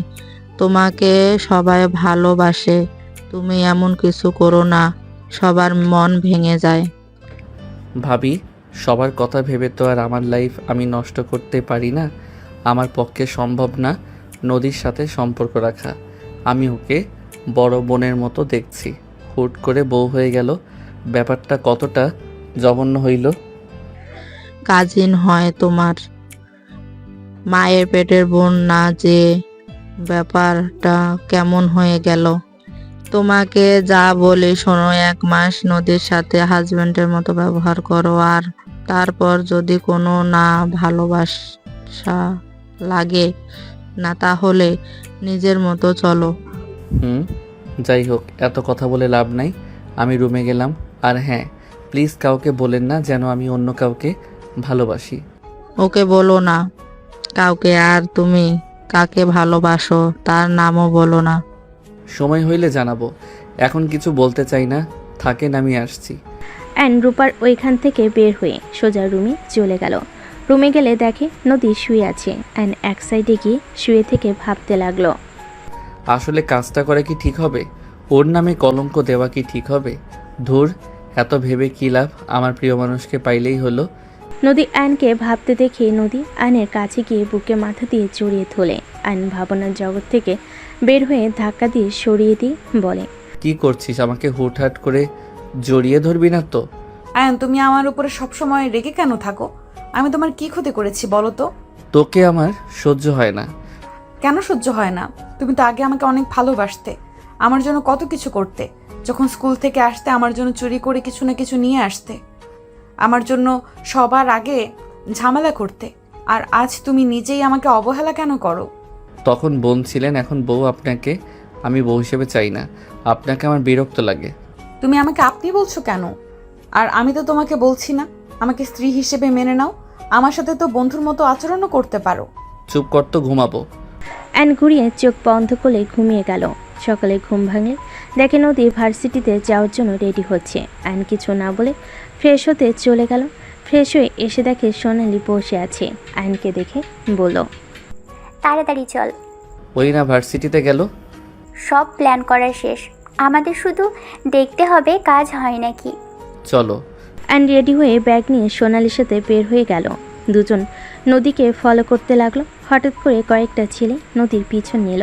ফাঁকা জায়গায় গেলে ছেলেগুলো নদীর ওড়না ধরে ঘ্রাণ নিতে লাগলো। নদী রেগে ছেলেটাকে থাপ্পড় মারল। ছেলেটা রেগে নদীর ওড়না টান মারল। আয়নের হাত মুঠো করে ফেলো। নদীর দিকে এগিয়ে যেতে নিবে সোনালি ধরে ফেলো। ছেলেগুলো নদীর জামে হাত দিতে যাবে। নদী চিল্লাতে লাগলো। আর নিজেকে কন্ট্রোল করতে না পেরে সোনালির হাত এক ঝটকায় সরিয়ে দিয়ে বাইক নিয়ে নদীর দিকে চলে গেল। অ্যান নদীকে টাচ করতে যাওয়া ছেলের কলার ধরে টেনে গাছের সাথে ধাক্কা খাওয়াই ছেড়ে দিল। অ্যান বাইক থামিয়ে সবগুলোকে মারতে লাগলো। সোনালি বামে তাকাতে দেখে যাদের ভাড়া করেছিল তারা এসে বলে, ম্যাম মেয়েটাকে পেলাম না তো। সোনালি বলে ওঠে, তাহলে ওরা কারা? সোনালি যেতে নিলে নদী আইনকে জড়িয়ে ধরে কান্না করতে লাগলো। ছেলেগুলো মার খেয়ে পালিয়ে গেল। আইন নদীকে বলতে লাগলো, শান্ত হও, কিছু হবে না, ওরা চলে গেছে। শান্ত হও নদী। আয়ান তুমি না আসলে আজ আমার যে কি হতো। আয়ান ওরা আমাকে প্রতিদিন ডিস্টার্ব করে, ওদের জন্য আমি ভার্সিটিতে যেতে ভয় পেতাম। ওরা অনেক খারাপ আয়ান, তুমি আমার জন্য ওদের সাথে ফাইট না করলেও পারতে। ওরা তোমার যদি কোনো ক্ষতি করে দেয়, আয়ান এখান থেকে চলো। নদীর কথা শুনে আইন থমকে গেল। আইন ভাবতে লাগলো, এই মেয়ে নিজের কথা না ভেবে সব সময় আমার কথা কেন ভাবে? আর এইগুলো সোনালির ভাড়া করা গুন্ডা না? আইন পিছনে তাকাতে দেখে সোনালি পাশে কয়েকজন। আয়নের বুঝতে বাকি রইল না। আয়ন নদীকে সান্ত্বনা দিতে বলে, কান্না বন্ধ করো তো, চলো নামিয়ে দিয়ে আসছি। আইন নদীকে ওড়না পরিয়ে দিয়ে বাইকে উঠে পড়ল। নদী বাইকে উঠে পড়ে আইন নদীকে নিয়ে সোজা ভার্সিটিতে চলে গেল। নদীকে নামিয়ে দিয়ে সোনালির কাছে চলে গেল। সোনালিকে না পেয়ে আইন বুঝতে পারলো ও কোথাও গেছে। আইন সোজা লেকে পারে চলে গেল। সোনালি পাশে বসলে সোনালি বলে ওঠে, তুই তোর বউকে ভালোবাসোস, আজকে প্রমাণ হয়ে গেল। আর কেন নাটক করা, আর কোনো নাটক করার দরকার নেই। আজ থেকে আর এসব বিষয়ে কোনো কথাই বলবি না। আরে যেমনই হোক, আমাদের বাড়ির তো মেয়ে, ওইসব প্ল্যান বাদ দিয়ে অন্য প্ল্যান বের করতে হবে। আইনের কথা শুনে সোনালি ডেকে থাপ্পড় মেরে বলে, আর কোনো দিনও এ বিষয়ে কথা বলতে আসবি না। ভাই বোন হয়ে থাকবি। বাই। সোনালির কথাগুলো বলে চলে গেল। 1 বছর পর আইন ঘুমিয়ে আছে। হঠাৎ করে চিল্লাপালার শব্দে আইনের ঘুম ভেঙে গেল। আইন চোখ খুলতে দেখে সোনালি রেগে তাকিয়ে আছে। আইন বলে ওঠে, কি ব্যাপার, তুমি আমার রুমে কি করো? তোর জন্য গুড নিউজ আছে। কি হয়েছে, এত রেগে আছো কেন? আবার কি হলো? দেখো, 1 বছর ধরে অশান্তিতে থাকতে থাকতে ক্লান্ত হয়ে গেছি। দয়া করে বলো কি হয়েছে? আবার রেগে কেন আছো? তোমার যদি মনে হয় আমি ভালোবাসি না, তাহলে তাই আমাকে ছেড়ে রাতুলের সাথে রিলেশন কন্টিনিউ করতে থাকো। এখন তো এই কথা বলবি, কারণ তুই তো বাপ হতে চলেছিস। এখন বউ বাচ্চা নিয়ে সুখে সংসার করবি। এখন তো আমাকে দরকার নেই। মানে? বাবা হতে চলেছি মানে? আহারে শোনা আমার, ভাজা মাছটা উল্টে খেতে জানে না। এই দেখ এটা। সোনালি ডেকে আইনের মুখে কাগজ ছুঁড়ে মালে। আইন কাগজটা দেখে চমকে গেল। নিজের অজান্তেই আইনের ভিতরে খুশির অনুভূতি হতে লাগলো। সোনালি বলে ওঠে, তোর বউকে নিয়ে হসপিটালে গিয়েছিলাম, তারা আমাকে এই রিপোর্ট দিয়েছে। বাহ বাহ, এই তোর ভালোবাসা! ভাবা যায় বউয়ের সাথে ঠিকই রোমান্স হচ্ছে, আর আমাকে কিনা ভালোবাসার কথা বলে বলে আটকে রেখেছিস, তাই না? একসাথে কয়টাকে খাওয়ার ইচ্ছে? হ্যাঁ, আমার বউকে আমি টাচ করব এইটাই স্বাভাবিক। আর তুই যে আমাকে কি ভালোবাসস সেইটা আমার জানা হয়ে গেছে। তুই আর কোনো কথা বলিস না। আজ আমার ভালোবাসার উপরে প্রশ্ন তুললি? তুই যে আমার সাথে ভালোবাসার নাটক করে রাতুলের সাথে হোটেলে গেছিলি, এটা কি আমি জানি না? তোকে ভালোবাসির জন্য অনেক কিছু বলি নাই। তুই কি করস না করস সব আমি জানি, তাই তুই বেশি কথা বলিস না। যা বলেছি বেশ করেছি। তুই মজা নিবি আর আমি নিব না কেন? আমিও ইউজ হয়েছি, তুইও সমান সমান। তোর মনটা কতটা জঘন্য তুই নিজেও জানোস না। তুই ভালো করছস। তুই যা, তোর ইউজ করার মানুষের কাছে আমার উপরে চিল্লাতে আসবি না। অ্যান কথাটা বলে উঠে পড়ল। নদী রুমে চলে আসলো। অ্যান ওয়াশরুমে চলে গেল। সোনালি ডেকে গজগজ করতে করতে চলে গেল। অ্যান ফ্রেশ হয়ে ওয়াশরুম থেকে বের হলে অ্যান নদীর দিকে তাকাতে নদী বলে ওঠে, আয়ান, তোমাকে কিছু কথা বলার ছিল। সোনালি তো মনে হয় তোমাকে জানিয়েছে, তাই না? হুম। তুমি খুশি হও নাই? আমার সন্তানের কিছু হইলে তোর কপালে দুঃখ আছে। ভারী কাজ বা যেগুলোতে রিস্ক আছে ওইগুলো করবি না। ডাক্তার যা যা বলবে সেইটাই শুনবি। আমার সন্তানের যেন কোনো ক্ষতি না হয়। কাজ না করলে কাজ কে করবে? দরকার হইলে আমি করে দিব। আয়নের কথা শুনে নদীর চোখ বড় বড় হয়ে গেল। আয়ন নদীর পাশে বসে নদীর পেটের কাছ থেকে শাড়ি ছড়িয়ে ঠোঁটের স্পর্শ দিলে নদী কেঁপে উঠল। আয়ন পেটের দিকে তাকিয়ে বলতে লাগলো, মাই ডিয়ার আব্বু নাকি আম্মু জানি না, শুনছেন? আপনার অপেক্ষায় থাকলাম। তাড়াতাড়ি দুনিয়াতে এসে আমাকে আব্বু ডাকবেন, বুঝলেন? আপনার মুখে আব্বু ডাক শোনার জন্য অপেক্ষায় থাকলাম। আয়ন পেটের সাথে কথা বলতে লাগলো। নদী আয়নকে এত খুশি দেখে ওর মুখে হাসি ফুটে উঠল। আয়নের বাচ্চাদের মতো কিছু কথা শুনে নদী ফিক করে হেসে দিলে। আয়ন ভুরকুচকে তাকিয়ে বলে, দেখছেন, আপনার আম্মু আমাদের কথার মাঝে হাসি দিয়ে কথা বলার মুডটাই নষ্ট করে দিল। সরি, আপনারা কথা বলেন, আমি আর ডিস্টার্ব করব না। আয়ন নদীর পেট ধরে চুমু দিয়ে কথা বলতে লাগলো। নদীর খুশিতে চোখের পানি চলে আসলো। আয়ন নদীর চোখে পানি দেখে হাত দিয়ে মুছে দিতে দিতে বলতে লাগলো, এই কান্না করবে না তো। তুমি কান্না করলে আমার বাবুদের খারাপ লাগবে। মা যেমন হোক, মায়ের চোখের পানি কোনো সন্তান সহ্য করতে পারে না। আমার ছেলেমেয়েরা আমার উপরে রেগে যাবে, বলবে আব্বু আম্মুকে কান্না করিয়েছে। ওকে, সরি, আমার ভুল হয়ে গেছে, আর কান্না করব না। বাবুরা, তোমার আব্বু কিন্তু কিছু করে নাই। নদীর কথা শুনে আয়ন হাসি দিল। আয়নের হাসি দেখে নদীর পরানটা জুড়িয়ে গেল। নদী আয়নের কপালে হুট করে চুমু দিলে। আয়ন ভুরকুচকে তাকালে নদী অন্যদিকে তাকিয়ে বলে, বাবুরা বলল তাদের আব্বুকে যেন চুমু দেই। ও আচ্ছা, তাহলে ঠিক আছে। আচ্ছা, কিছু খাইছো? না, ঘরটায় গুছিয়ে নিচে থালা বাসনগুলো মেজে খাবো। তুমি খাবে কখন? তোমার ক্ষুধা লাগছে না? কই না তো। আমি আসছি। আয়ন রুম থেকে বের হয়ে নিচে চলে গেল। নিচে গেলে রিফাত এসে বলে, ভাইয়া, আমি তো চাচ্চু হতে যাচ্ছি। ভাইয়া, আমার অনেক প্ল্যান আছে। আমি বাবুদের জন্য আমার খেলনাগুলো যত্ন করে রেখে দিব। বাবুকে কোলে নিয়ে আমার খেলনাগুলো দিয়ে দেব। রিফাতের কথা শুনে আয়ন বেশ খুশি হয়। রিফাতের সামনে হাঁটি গেড়ে বসে বলে, বাবা, রিফাত তো দেখি চাচ্চু হওয়ার জন্য একদম প্রস্তুত। যে রিফাতের গাড়ি নিয়ে খেলেছিলাম বলে আমাকে দিয়ে নতুন কিনে নিয়েছে, সেই নাকি তার ভাতিজা ভাতিজিকে দিবে। বাহ বাহ। আয়নের কথা শুনে আয়নের আব্বু চাচু হেসে বলে, ভাবা যায় রিফাত এখন চাচ্চু হওয়ার জন্য প্রস্তুত হয়ে গেছে। খুব ভালো, খুব ভালো। রিফাতর আব্বুর সাথে কথা বলতে লাগলো। আয়ন রান্নাঘরে গেলে আয়নের আম্মু বলে, কিরে, এখানে কি করিস? টেবিলের সামনে বস, সোনালি আয়নকে খেতে দে, আর তুই খেয়ে নে। আমি খাবো না, সাইড দাও তো। আয়ন প্লেট নিয়ে খাবার প্লেটে নিতে লাগলো। আয়ন খাবার নিয়ে যেতে নিলে আয়নের আম্মু বলে, টেবিলে বসে খা, কোথায় যাস? নদীকে খাওয়াই দিব। কি বলো এসব? আয়ন কিছু না বলে চলে গেল। সোনালির আগে হাত মুঠো করে নিল। আয়ন খাবার নিয়ে যেতে নিলে আয়নের আম্মু হাত ধরে বলে, মেয়েদের বিয়ে হলে বাচ্চা হবে, এখানে এত ন্যাকামি করার কোনো মানে হয় না। বউকে বেশি মাথায় তুলে পরে নিজে পস্তাতে হবে। একদম ঠিক কথা। যেমন আগে আমি পস্তাছি তোর মাকে মাথায় তুলে। আয়নের আব্বুর কথা শুনে আয়নর চাচু মিটিমিটি হাসতে লাগলো। আয়নের আম্মু রেগে বলে, আমি তোমাকে কি করেছিলাম যে আমার জন্য তুমি পস্তাইছো? তোমরা ঝগড়া করো, আমি যাই। আয়ন রুমে গিয়ে দেখে নদী জামা কাপড় বের করে এক এক করে গোছাচ্ছে। আয়ন নদীকে তুলে খাটে বসিয়ে দিয়ে বলল, আসলে তোর পাকনামি না করলে ভালো লাগে না। তোকে যে বললাম কোনো কাজ করা লাগবো না, তাও কানে শুনোস না নাকি? আরে এটা তো ভারী কাজ না, আর এখন ভারী কাজ করলে কিচ্ছু হবে না তো। বেশি বুঝবি না। ওকে। আয়ন প্লেটের খাবার নদীর মুখের সামনে ধরল। নদী বলে উঠল, তুমি খাও, আমি পরে খেয়ে নিব। খেতে বলছি, খেয়ে নাও।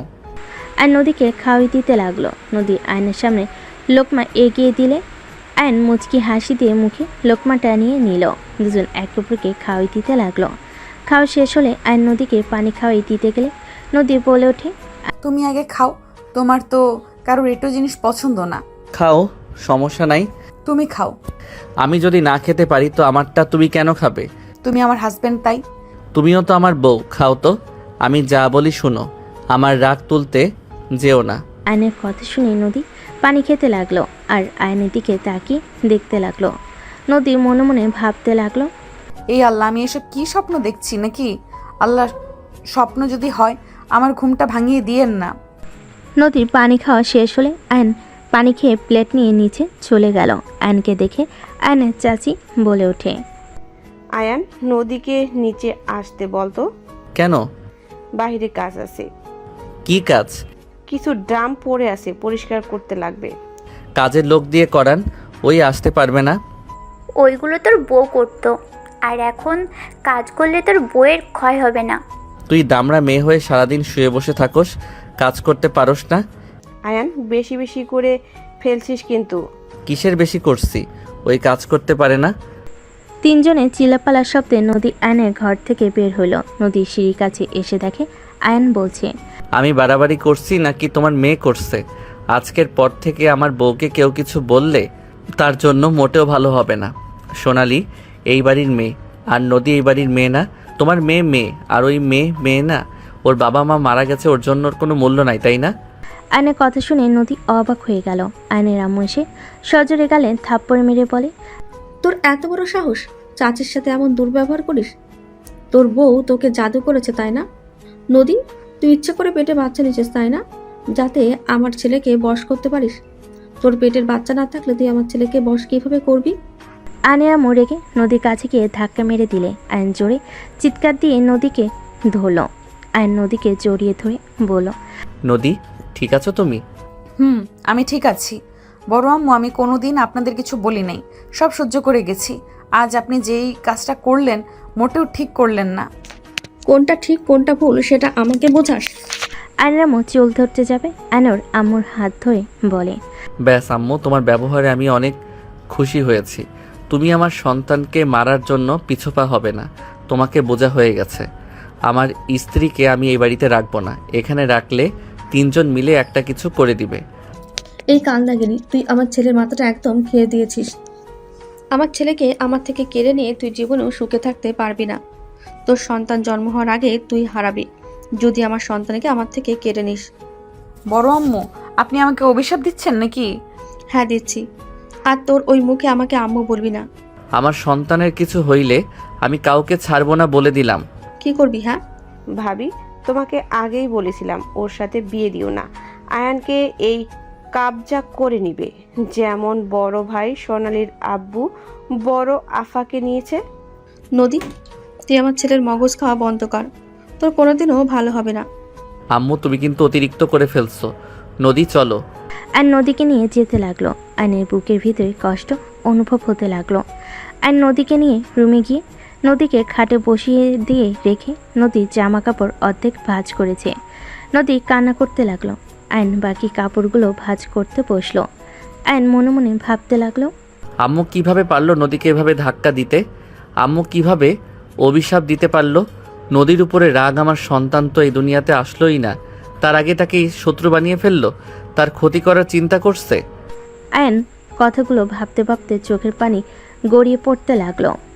নদী আয়নের পাশে বসে আয়নের চোখের পানিগুলো হাত দিয়ে মুছতেই আয়ন ভাবনার জগৎ থেকে বের হয়ে তাড়াতাড়ি করে মুছে ফেল। আয়ন হাসি মুখে বলল, তুমি এখানে বসলে কেন? বড় আম্মুর ব্যবহারে তুমি কষ্ট পাইছো, তাই না? তুমি কষ্ট পাও না বড় আম্মু, ওইটা তো খারাপ না। তুমি আমার সাথে বেশি ভালো ব্যবহার করছো, আমার জন্য তুমি প্রতিবাদ করছো, এই জন্য বড় আম্মু সহ্য করতে পারে নাই। বড় আম্মু ভেবেছে আমি তোমাকে তার কাছ থেকে কেড়ে নিচ্ছি। আম্মু এমনটা কিভাবে করতে পারলো? আমার মন এটা মানতে চাচ্ছে না। আম্মু আমার সন্তানকে দুনিয়াতে আসার আগেই শেষ করে দিতে চাইলো। রাগের মাথায় এমন করছে, মাথা ঠান্ডা হলে নিজের ভুল বুঝতে পারবে। রাখো তো, তোমার মতো সব কিছু ভুলে যাওয়ার মতো আমার মস্তিষ্ক না। আম্মু আমার সুখ সহ্য করতে পারছে না, আমি বুঝে গেছি। আয়ান, এটা ভুল কথা। বড় আম্মু তোমাকে অসম্ভব ভালোবাসে, উনি রেগে গেলে মাথা ঠিক থাকে না।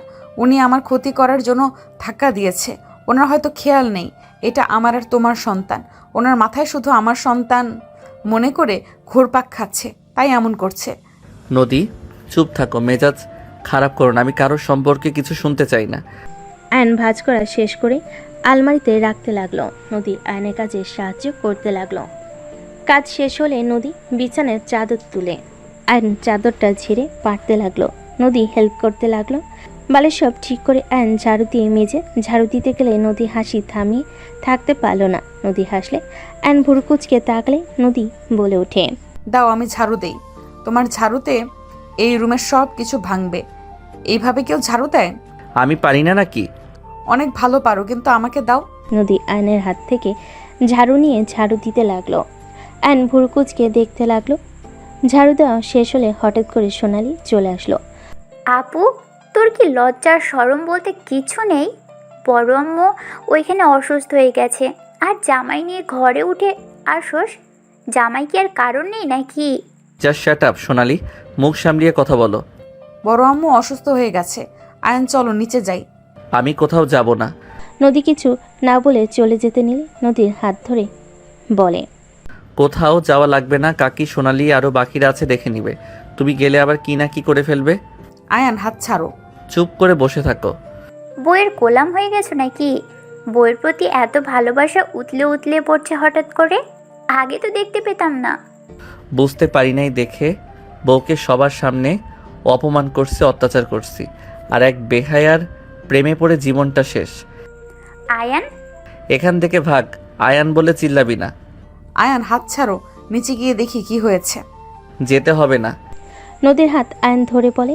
আয়ন সোনালীকে বের করে দিয়ে মুখের উপর দরজা লাগিয়ে দিয়ে নদীকে খাটে শুয়ে দিয়ে হাত পা তুলে দিয়ে শক্ত করে ধরে থাকতে লাগলো। নদী ছোটার চেষ্টা করতে লাগলো। আয়ন আরও শক্ত করে ধরে থাকলো। আয়ন ধমকে সুরে বলে ওঠে, কি সমস্যা, এত নাড়াচাড়া কেন করছো? আয়ান তুমি সন্তান হয়ে কিভাবে মায়ের অসুস্থতার কথা শুনে এভাবে চুপ থাকতে পারো? আয়ান তুমি কি পাগল হয়ে যাচ্ছ নাকি? হ্যাঁ, আমি পাগল হয়ে যাচ্ছি। আমার চোখের সামনে ওই দৃশ্যগুলো ঘুরপাক খাচ্ছে। আম্মু কিভাবে এমন কাজ করতে পারলো? আমার সন্তানকে নষ্ট করার জন্য তোমাকে ধাক্কা মেরে ফেলে দিতে নিল?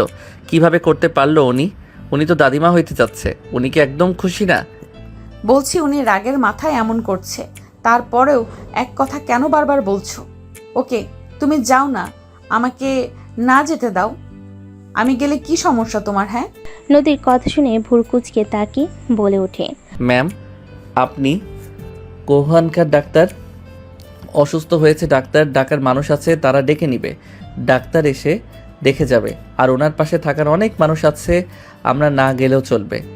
আচ্ছা নিজের মন থেকে বলো তো, অসুস্থতার কথা শুনে তোমার মন কি ভালো আছে? হ্যাঁ, খারাপ লাগছে, মন চাচ্ছে গিয়ে দেখে আসি কি হয়েছে।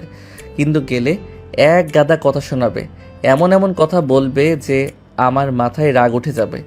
আম্মু অনেক কিছু শুনিয়ে দিব, আরও অসুস্থ হয়ে যাবে। তার থেকে ওইখানে না যাওয়া ভালো। তো আমাকে তো যেতে দাও। আমাকে বললে বলবে, আমি তো আর কিছু বলবো না, তাই না? তুমি যাও না। আমি চাই না আমার বউ ওইখানে গিয়ে অপমানিত হোক। তুমি তো আমাকে পছন্দ করো না। বাবু হয়ে গেলে আমাকে আর সহ্য করতে পারবে না। সেখানে এত কেয়ার করে মায়া বাড়িয়ে দিয়েন না আয়ান। যেমন আছি এটাই আলহামদুলিল্লাহ। মায়া বাড়িয়ে দিয়ে ছেড়ে দিলে যে কতটা কষ্টের, সেটা শুধুমাত্র সেই মানুষটাই জানে। নদীর কথা শুনে আয়ন নদীকে ছেড়ে দিল। নদী চুপচাপ শুয়ে থেকে বলে ওঠে, আমি জানতাম তুমি আমাকে ভালোবাসো না, আর কোনো দিন আমাকে ভালোবাসবেও না। শোনো, শুধু শুধু আমার জন্য ঝগড়া করো না। তুমি আমাকে ভালোবাসো না আয়ান, তাই আমার জন্য নিজেদের মাঝে ঝামেলা বাঁধানোর কোনো মানে হয় না। সবার সাথে আগের মতো চলো। আমি মন থেকে বলছি, তুমি আগের মতো সবার সাথে চলো। আমি এতিম মানুষ, আমি কষ্ট পাইলেই কি আর না পাইলেই কি। এতিমদের কারো কথায় কষ্ট পেতে নেই। আমার মতো মেয়েকে যে তোমরা থাকতে দিয়েছো, খেতে পড়তে দিয়েছো, এটাই আমার জন্য যথেষ্ট। এর বেশি সুখ আমার সহ্য হবে না। নদী এক নাগারে কথাগুলো বলে চোখের কোণে পানি গড়িয়ে পড়তেই মুছে ফেলে চলে গেল। আয়ন নদীর চলে যাওয়ার দিকে তাকিয়ে থেকে ঘুরে শুয়ে পড়ল। আয়ন আবার সোজা হয়ে শুয়ে মাথার নিচে হাত দিয়ে ভাবতে লাগলো, যাব নিচে নাকি না যাই দেখে আসি। আয়ন কথা ভাবতে ভাবতে নিচে চলে গেল। আয়নর আম্মুর রুমের সামনে যেতেই থমকে গেল। আয়ন শুনতে পেল, আয়ান তোকে তো মেনে নিয়েছে, যাক এইটাতে অনেক ভালো লাগছে। বড় আম্মু শুধু বাবুর জন্য আমার সাথে ভালো ব্যবহার করছে? কি বলিস? না, আমার মনে হয় তোকে ভালোবেসে ফেলেছে। না, সব নিজের সন্তানের জন্য এমন ব্যবহার। আচ্ছা শোন, আমার যতটা মনে হয় আস্তে আস্তে ও তোকে ভালোবেসে ফেলবে। আমি জানি না, কিন্তু বড় আম্মু তুমি এইভাবে আমাকে ধাক্কা না দিলেও পারতে। ওইটা ওর মনের ভেতরে গেঁথে গেছে। ওই সময়ের কথা ভেবে ওর চোখে পানি এসেছিল। আমাকে না ভুল বুঝে আমি মা হই না। তুই আমার উপরে বেশি দিন রাগ করতে পারবি না। মেন কথা, তোর সাথে যেন ভালো ব্যবহার করে আর কাকুরের থেকে দূরে থাকিস। ছোট আম্মু আমার সাথে এমন কেন করে বুঝি না। ওইসব জায়গায় শুধু প্যাচ লাগিয়ে দেয়। তোকে একটা সত্যি কথা বলি, সোনালির সাথে আয়নকে দেখলে ওদের আশেপাশে ঘোরাঘুরি করবি। কেন? যা বলবো তোর খারাপ লাগতে পারে। কি কথা যে খারাপ লাগবে? আয়ন সোনালিকে ভালোবাসে। আয়নের আম্মুর কথা শুনে নদী কয়েকবার পিছিয়ে গেল। নদী আম্মুকে জিজ্ঞেস করলো, আম্মু এসব কি বলেন? ওরা তো সব সময় ভালো ভাই বোনের মতো দুষ্টুমি ঝগড়া সব করে, ভালোবাসে, এমন কিছু তো কখনো আমার চোখে পড়ে নাই। তারা বাসায় ভাই বোনের মতো থাকে, কলেজে গেলে দুজনের সম্পর্ক বদলে ফেলে। কি বলেন এসব? আপনি কিভাবে জানেন? অনেক আগে থেকে আমি জানি। সোনালি কাকুলির কথা আমি শুনে ফেলেছিলাম। সোনালিকে দিয়ে ইচ্ছে করে আয়নকে ফাঁসিয়েছে, তাই আমি ওদের সাথে তাল মিলিয়ে এতদিন নাটক করছি। আমি ভালো করে জানি আমার ছেলে আস্তে আস্তে তোকে পছন্দ করবে আর তোর উপরে অত্যাচার করা বন্ধ করবে, সবার সাথে তোর জন্য লড়াই করবে। আয়নের আম্মুর কথা শুনে নদী অবাক হয়ে গেল। নদী বলে ওঠে, এমন তো নাও হতে পারতো। আরে আমার ছেলেকে আমি চিনি। ও নিজেকে যত রাগী হিসেবে দেখাক না কেন, ওর মনটা অনেক নরম স্পট। বাট আমার বড় ছেলেটাকে মানুষ করতে পারলাম না। আগামীকাল আসবে বউ নিয়ে, জানি না এসে কি শুরু করে দেয়। বাবা, বড় আম্মু। ফাজিল মায়া, যা রুমে গিয়ে রেস্ট নে। আর কি বলা লাগবে বলে দিস। আয়নের আম্মু হাসতে লাগলো। এর ভিতরে আয়ন রুমে চলে গেল। আয়ন আগের পজিশনে শুয়ে থাকলে নদী রুমে এসে বলে, আয়ন তোমার আম্মুর সাথে দেখা করে আসো, অনেকটা অসুস্থ হয়ে পড়েছে। তাই? আয়ন খাটের উপরে বসে নদীর হাত ধরে টান দিয়ে বসিয়ে দিয়ে পিছন থেকে জড়িয়ে ধরে ফোনের রেকর্ড নদীর কানে নিচে